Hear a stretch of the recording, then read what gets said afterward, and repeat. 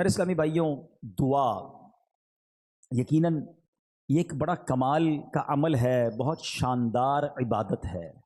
دعا کے بارے میں قرآن پاک کی آیات بھی ہیں، احادیث بھی ہیں۔ اللہ قرآن میں فرماتا ہے ادعونی استجب لکم، تم مجھ سے مانگو میں تمہیں عطا کروں گا۔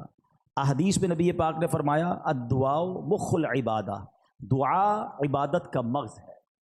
بے شمار واقعات دعا کی قبولیت کے ملتے ہیں، اور اس کے ساتھ ساتھ علماء نے کئی جگہوں پر دعا کی قبولیت کے اسباب بھی لکھے کہ دعا کن کن چیزوں سے قبول ہوتی ہے، کن کن اوقات میں قبول ہوتی ہے، کن کن وقتوں میں قبول ہوتی ہے، کن کن مقامات پر قبول ہوتی ہے، اور دعا سے پہلے کیا کیا جائے کہ دعا ہماری مقبول ہو جائے۔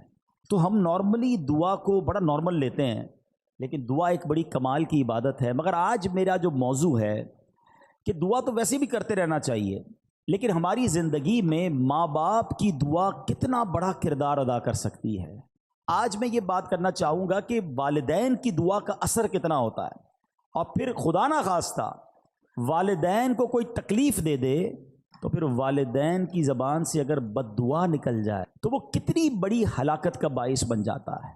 تو آج توجہ کے ساتھ آپ نے اس بیان کو سننا ہے تاکہ انشاءاللہ ہم اس سے بہت کچھ سیکھ سکیں۔ آج انشاءاللہ ہم مختصر وقت میں ماں باپ کی دعا کا ہم پر کیا اثر ہو سکتا ہے، اور بزرگوں کے کچھ واقعات سنیں گے جس سے ہمیں یہ پتہ چلے کہ بزرگان دین کی جب دعائیں ملی ان کو تو ان دعاؤں نے ان کی زندگی میں کیا اثر ڈال دیا، اور انہوں نے اپنے ماں باپ کے ساتھ برتاؤ کیسا رکھا تاکہ ہم سب کو اس معاملے کی کچھ قدر ہو۔ حضرت ابو الحسن خرقانی رحمۃ اللہ تعالی علیہ، بہت بڑا نام ہے اولیاء کرام میں، ان کے ایک بھائی تھے۔ آپ رحمۃ اللہ تعالی علیہ اور آپ کے بھائی میں یہ طے تھا کہ ایک بھائی ساری رات اللہ پاک کی عبادت کرتا اور دوسرا ماں کی خدمت کرتا۔ جب دوسری رات آتی تو ماں کی خدمت کرنے والا بھائی عبادت، اور عبادت کرنے والا بھائی جو وہ ماں کی خدمت کرتا۔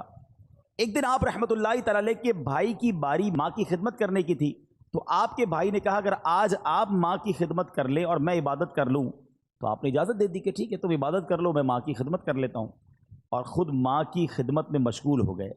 آپ کے بھائی نے جو ہی عبادت کی تو غیبی آواز سنائی دی، ہم نے تمہارے بھائی کے ساتھ تمہیں بھی اس کے طفیل بخش دیا ہے۔ یہ سن کر انہوں نے بڑی حیرت ہوئی کہ یا اللہ، میں تو تیری عبادت کر رہا ہوں، بھائی تو ماں کی خدمت کر رہا ہے، اور ارشاد کیا ہوا کہ اس کے طفیل، تمہارے بھائی کے طفیل تمہیں بخش دیا گیا، تو یہ کیا وجہ ہے؟ میری مغفرت اس کے طفیل ہو رہی ہے۔ تو ندا آئی کہ ہمیں تیری عبادت کی حاجت نہیں، بلکہ محتاج ماں کی خدمت کرنے والی کی اطاعت ہمارے لیے باعث خوشنودی ہے۔ ہائے ہائے ہائے، ماں باپ کی جو خدمت ہے نا، وہ اللہ کی بارگاہ میں اتنا بڑا مرتبہ رکھتی ہے۔ سبحان اللہ سبحان اللہ۔ حضرت اویس کرنی رضی اللہ تعالیٰ عنہ، کتنا بڑا نام ہے، تابعین میں سب سے افضل تابعی انہیں کہا جاتا ہے، عاشقوں کے امام ہیں۔ سنو، ایک رات آپ کی والدہ آرام کر رہی تھی، محو خواب تھی، نیند میں تھی، آنکھ کھلی تو آواز دے کر کہا اویس پانی پلا دو۔ سیدنا اویس کرنی اٹھے اور گھر کے مٹکے میں پانی نہ تھا، مٹکا اٹھایا، اندھیری رات میں ٹھوکرے کھاتے کھاتے ٹکراتے ٹکراتے کنویں تک پہنچے۔ ماں بستر پر ہے، آپ مٹکا اٹھا کے کنویں کی تلاش میں ہیں۔ رات کو پانی بھرا، کٹورے میں پانی لے کر ماں کے قریب آئے تو اتنی دیر میں ماں پھر نیند میں جا چکی تھی۔ ہم جیسا بندہ ہوتا تو پہلے تو باہر جاتا نہ جاتا، آتا تو سائڈ پہ رکھ دیتا گلاس کہ ماں اٹھیں گی جب پی لیں گی، مگر یہ ویسے کرنی تھے، ماں کے سرہانے کھڑے ہو گئے اور رات گزار دی۔ صبح ہوئی، جب والدہ کی آنکھ کھلی تو دیکھا حضرت اویس کرنی ماں کے سرہانے پانی کا پیالہ لے کر کھڑے ہوئے ہیں۔ کہا لخت جگر، یہ تم کیوں کھڑے ہو؟ ساری رات کھڑے رہے؟ کما اس لیے کھڑا رہا کہ رات کسی وقت آپ کی آنکھ کھل جاتی، آپ کو پانی آپ نے مانگا تھا، میں پانی آپ کو پیش کرتا۔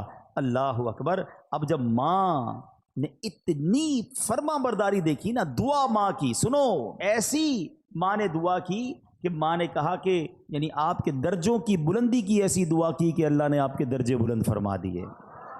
ہائے ہائے ہائے، دیکھو نا حضرت اویس کرنی کا پھر نام کیسا ہو گیا۔ ایک اور بڑا نام حضرت بایزید بسطامی رحمۃ اللہ تعالی علیہ۔ یہ بڑے بڑے نام والوں کا انداز دیکھو اپنے ماں باپ کے ساتھ کیسا تھا۔ ان کے ساتھ کیا ہوا کہ ایک رات اسی طرح والدہ نے پانی مانگا، پانی لے کر آئے، والدہ کو نیند آ گئی۔ اچھا، یہ بڑی ٹھنڈی رات تھی، سردیوں کی رات تھی. کہتے ہیں ماں کے سرانے پیالہ لے کر کھڑا ہو گیا، لیکن ہوا یہ کہ پانی جو ہے میرے ہاتھ پر جو گرا تھا وہ ہاتھ پر پانی جم گیا، یعنی اتنی ٹھنڈ تھی. ماں کی آنکھ کھلی، کہا اے بایزید کیوں کھڑے ہو؟ کہ ماں آپ کو پانی پیش کرنا تھا. جب پیالہ اپنے ہاتھ سے الگ کیا تھوڑی سی خال بھی اکھڑ گئی، تھوڑا سا خون بھی بہنے لگا کیونکہ پانی برف بن چکا تھا.